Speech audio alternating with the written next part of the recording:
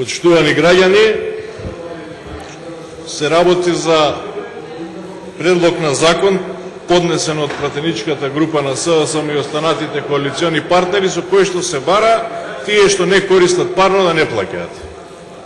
Едноставно, кратко и јасно кажано. Сега слушнавме многу дискусии, да ја прашам вас, сите тука, дали верувате дека овие 12.000 луѓе што се исклучили од парно грејење, им е поевтино да се греат со парно грејење или имаат можност да се греат со парно грејење и за инат на некога се исклучиле? Веројатно имаат своја математика. Веројатно увиделе дека согласно одредени услови во кои што живеат или можеби немаат пари да го платат парното грејење или можеби во одредени услови им е поевтино да се греат со други енергенси отколку со парно грејење. И тоа е нелогичноста во цела оваа ситуација. Нелогично е, крајно е нелогично да ти е поевтино да се грееш со пример електрична енергија отколку со парно грејење. Тоа околу тоа дали овие 12, веројатно никој од нив не се исклучил за инат на некого.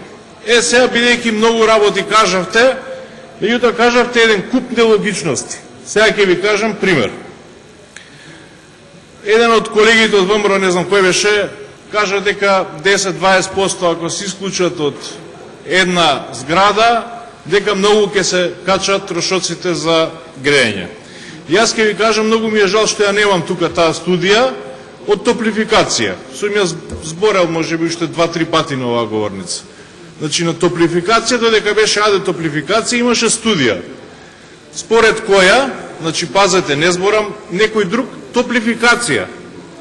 Според која, доколку во една зграда, ако се исклучат 30% од корисниците на парно грејење, и тоа во најнеповолен распоред, трошоците за грејење се зголемуваат само 5%. Значи збориме 30% исклучени во најнеповолен распоред. Тоа е првата нелогичност. Овие што сега плаќаат да се исклучени, плаќаат, мислам, 10-15% од она што би требало да го плаќаат, може би 20%, не ме држате за збор. Не сум сигурен. Понатака, друга нелогичност. Зборите дека плански требало сите да плаќаат, системот за оние за кои што е проектиран, треба сите да плаќаат за одржување, за транспорт и така натаму. Сега се поставува едно логичко прашање. Зошто тогаш ако се исклучи цела зграда, не се доставуваат сметки за парно грејење? Нели треба сите да ги сносат трошоците за транспорт, за одржување, бидејќи таа мрежа била проектирана и за таа зграда што е цела исклучена? Има или нема логика? Нема логика.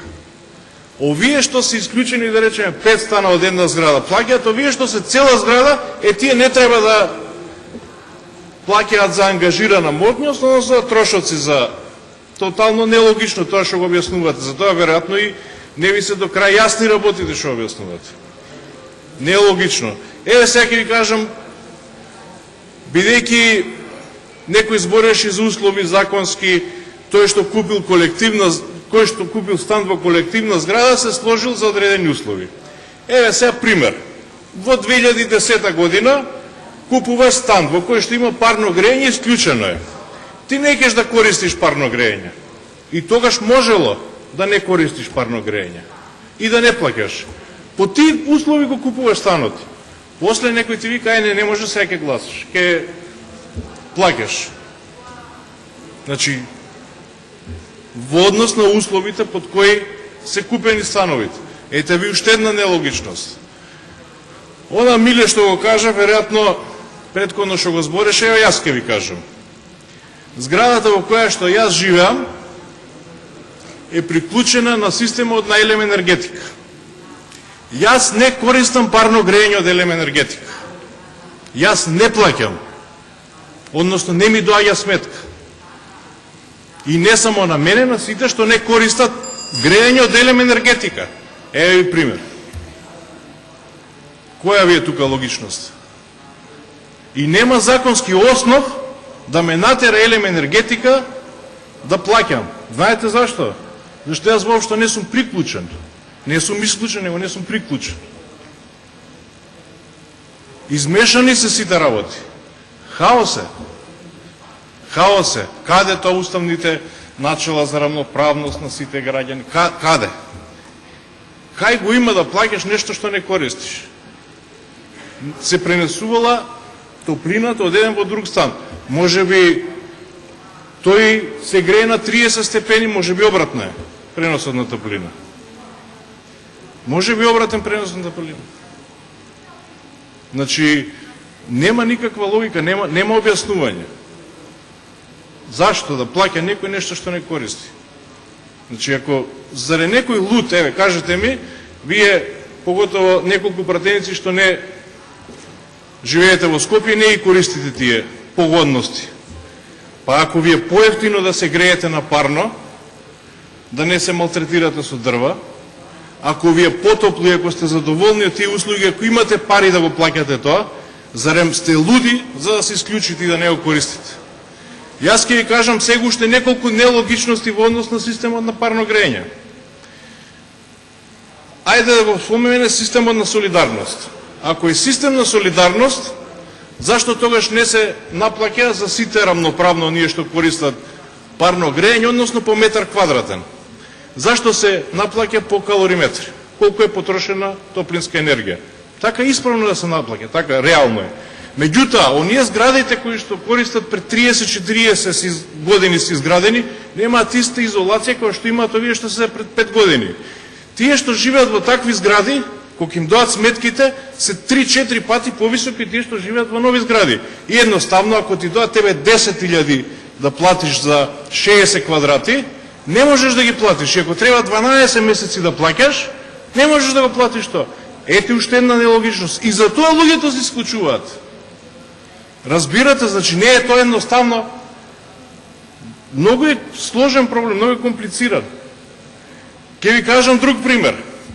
Елем енергетика. Зборевте претходно за парно грејење во Битола. Кредит ке видите кога ќе се реализира тој проект. Бидејќи примерот од мојата општина од Газиобод, кај што сум, елем енергетика наплаќа на два начини, што е незаконски.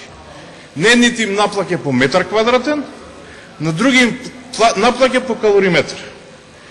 Тие што им наплаќа по метар квадратен имаат една цена.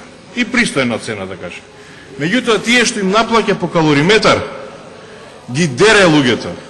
Сега не можат да се откажат. Пошто треба пенали, имаат склучени договори, не може да се откажат луѓето. Ги дерат. Цената на таа топлина е пута 3, пута 4 од онаа што исплаќа, што ја БЕК, што ја пушта. Исто така се случи во Битола. Затоа што знаете што е проблемот со тие системи. Тие испраќаат 24 часа топлина, затоа што така се проектирани да работат и така имаат исплатливост да работат.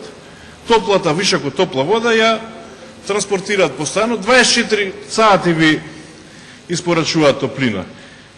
Луѓето ги вртат вентилите, меѓутоа цената на таа топлина по киловат час е 3 до 4 пати според цените од регулаторна комисија поголема отколку топлината која што дава БЕК. И сега вие ги врзувате луѓето и не им давате можност да се откажат. Ако се откажат, треба пенали да плаќаат или паушал да плаќаат и тоа го нема никаде. Никој од мера кој КЕФ не се откажува. Никој не се откажува од КЕФ. Меѓутоа и не е така како што го мислите вие. Дека не знам колку топлина се губи и се пренесува ако не знам 10 или 20% од станарите во една зграда се исклучени, воопшто нема да се осети во целиот систем.